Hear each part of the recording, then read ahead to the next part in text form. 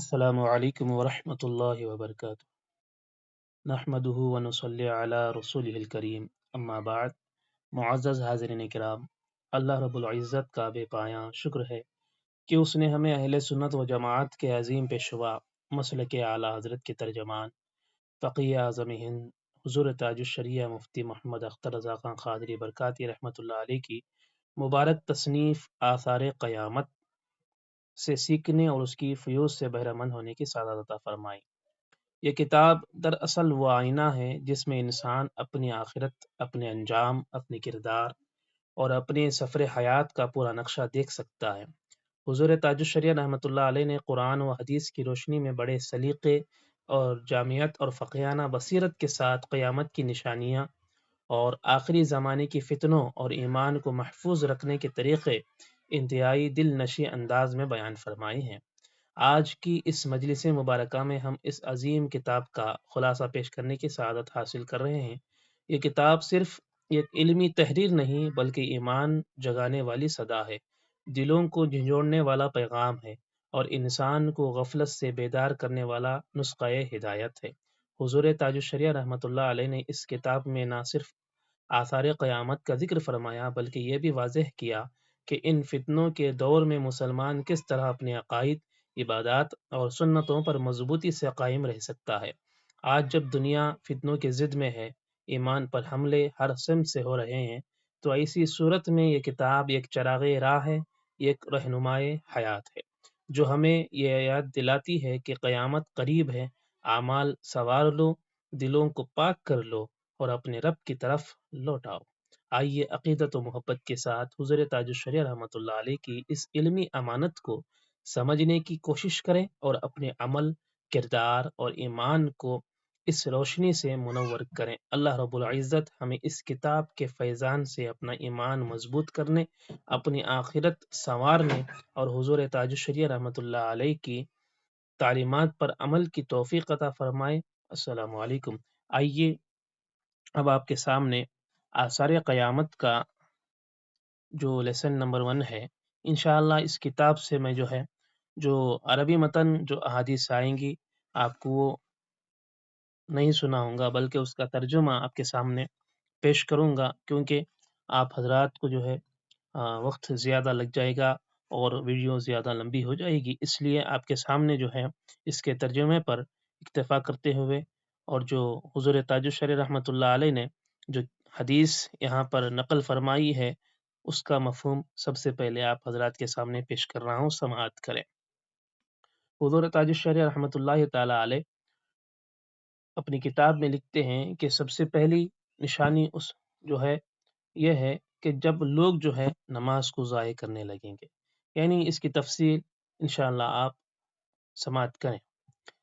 جب لوگ نماز کو ضائع کرنے لگے، نماز کو ضائع کرنا چند طور سے ہے، نجاست سے پرہیز نہ کریں۔ کپڑے میں اس قدر نجاست ہو جس سے نماز فاسد ہو جاتی ہے، یا ناپاک جگہ میں نماز پڑھیں، یا وضو صحیح طور پر نہ ہو، یا نماز میں کوئی شرط یا رکن ادا نہ ہو، یا معاذ اللہ دل طہارت باطنی اور نور ایمانی سے خالی ہو، اللہ رسول جل وعلا صلی اللہ علیہ وسلم کی تعظیم سے خالی ہو، اور ضروریات دین میں سے کسی امر ضروری دینی مثلا اللہ کی پاکی، نبی کے علم غیب یا خاتم الانبیاء صلی اللہ علیہ وسلم کی ختم نبوت وغیرہ کا منکر ہو، اگرچہ زبان سے کلمہ پڑھتا ہو، اور یہ آخری صورت بدترین حالت ہے۔ حضرات، یہ بھی ایک نماز کو ضائع کرنے کی ایک نشانی ہے جو ظاہر ہو رہی ہے، جس میں نماز ہی کو رائگاں کرنا نہیں بلکہ ایمان کو بھی ضائع کرنا ہے۔ آج کل اس کے مصداق وہابیہ، دیابنا، قادیانی، روافظ اور تمام منکران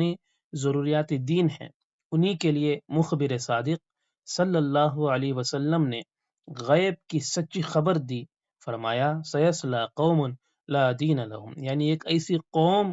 نماز پڑھے گی جس کا دین نہ ہوگا۔ ان تمام صورتوں میں نماز اصلاً ہوتی ہی نہیں، اگرچہ ظاہری صورت نماز کی دیکھنے میں آتی ہے، اور نماز کو رائگاں کرنے کی یہ صورت بھی ہے کہ اصلاً نماز نہ پڑھیں، اور نماز کو ضائع کرنا یہ بھی ہے کہ رکوع و سجود میں تمانیت جو کہ واجب ہے نہ کریں۔ اسی طرح واجبات نماز میں سے کوئی واجب چھوڑ دینا یا خشوع و خضوع کے بغیر نماز پڑھنا، ان تمام صورتوں میں تضیع صلاۃ لازم آتی ہے۔ بخاری شریف میں حضرت حذیفہ رضی اللہ تعالیٰ عنہ سے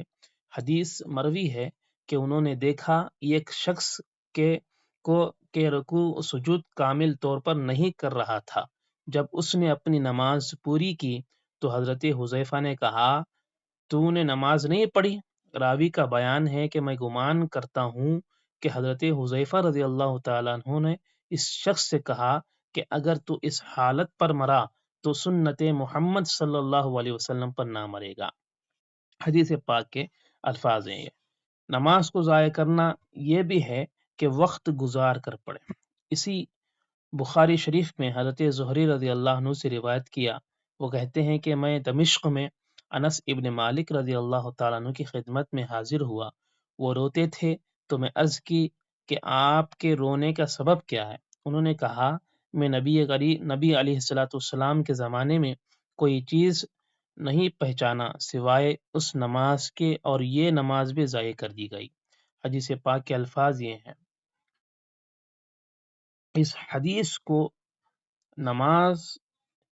کو اس کا وقت گزار کر ادا کرنے کے بیان میں امام بخاری نے ذکر کی، نیز طبرانی میں انہیں انس ابن مالک رضی اللہ تعالیٰ عنہ سے روایت کی، فرماتے ہیں، فرمایا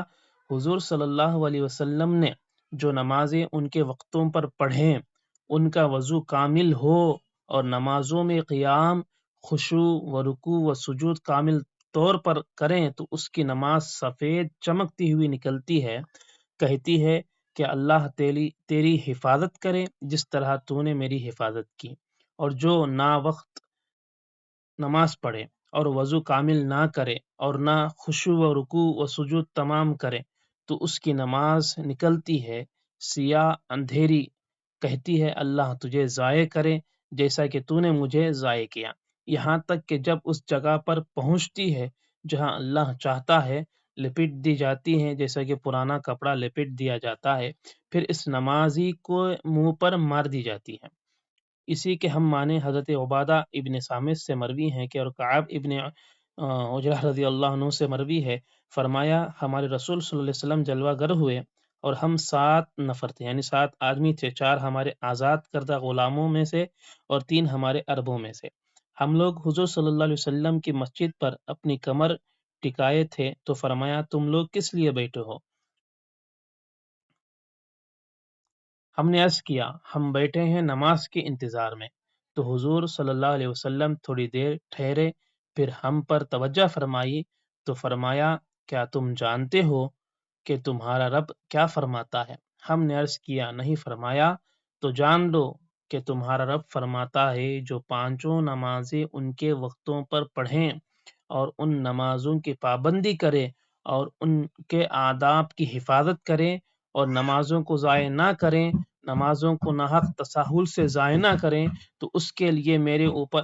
عہد ہے کہ میں اس کو جنت میں داخل کروں، اور جو ان نمازوں کو ان کے وقتوں پر نہ پڑھیں، ان کے آداب کی حفاظت نہ کریں اور ناحق تساہل سے انہیں ضائع کر دیں تو اس کے لیے میرے اوپر کوئی عہد نہیں، چاہوں تو عذاب دوں اور چاہوں تو بخش دوں۔ حدیث پاک کے الفاظ یہ ہیں جو آئے ہوئے ہیں۔ اس حدیث کو روایت کیا طبرانی نے اوسط میں اور کبیر میں، اور امام احمد کے الفاظ یوں ہیں، راوی نے کہا اس دوران کے رسول اللہ صلی اللہ علیہ وسلم کی مسجد میں بیٹھا تھا، ہم لوگ حضور صلی اللہ علیہ وسلم کی مسجد کی طرف اپنی کمر ٹکائے تھے، اتنے میں حضور صلی اللہ علیہ وسلم حجرہ مقدسہ سے باہر تشریف لائے نماز ظہر کے وقت میں، تو فرمایا تم لوگ الی آخری۔ اس کے بعد امام احمد نے مذکورہ بالا حدیث کے ہم معنی روایت کی ہیں۔ انشاءاللہ آپ کو جو ہے اگلے لیسن میں جو ہے جو امانت کے تعلق سے ہے، جو آثار قیامت میں قیامت کی نشانیاں بیان ہوئی ہے، انشاءاللہ اس کا تفصیلی جواب اس کتاب میں جو لکھا گیا ہے آپ کو بتایا جائے گا۔ اللہ تبارک و تعالیٰ کی بارگاہ میں دعا ہے کہ اللہ تبارک و تعالیٰ ہم تمام کی اعمال کی حفاظت عطا فرمائے اور ہمارے ایمان کو جو ہے مضبوطی عطا فرمائے اور ہمارے دلوں میں روشنی عطا فرمائے اور اللہ تبارک و تعالی ہم تمام کو علم دین سیکھنے کی توفیق عطا فرمائے۔ یہ ہماری کوشش صرف یہ ہے کہ اللہ تبارک و تعالی ہم سے راضی ہو جائے، کیونکہ ہم جو ہے اس سے ہمارا علم میں بھی اضافہ ہو اور آپ کے علم میں بھی اضافہ ہو، اور ہمارے دنیا و آخرت جو ہے دونوں جو ہے سنور جائے۔ اللہ تبارک و تعالی ہم تمام کو عمل کرنے کی توفیق عطا فرمائے۔ آپ تمام سے گزارش ہے کہ آپ تمام حضرات جو ہے اس کو اپنے دوستوں تک ضرور پہنچائیں، شیئر کریں، تاکہ انہیں بھی جو ہے علم دین سیکھنے کا موقع مل سکے، وہ بھی اپنی زندگی جو ہے سنوار لیں۔ السلام علیکم ورحمۃ اللہ وبرکاتہ۔